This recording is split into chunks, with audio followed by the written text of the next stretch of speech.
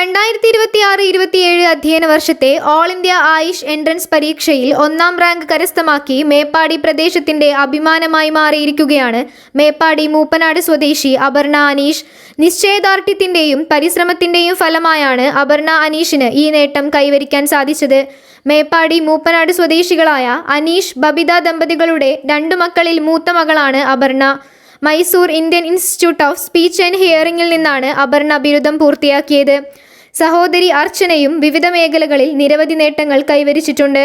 Meppadi Saint Joseph Girls Higher Secondary സ്കൂളിൽ നിന്നും +2 പഠനം പൂർത്തിയാക്കിയ അപർണ അനീഷ് മൈസൂരിലെ Indian Institute of Speech and ഹിയറിംഗിൽ നിന്നാണ് ബിരുദം പൂർത്തിയാക്കിയത്.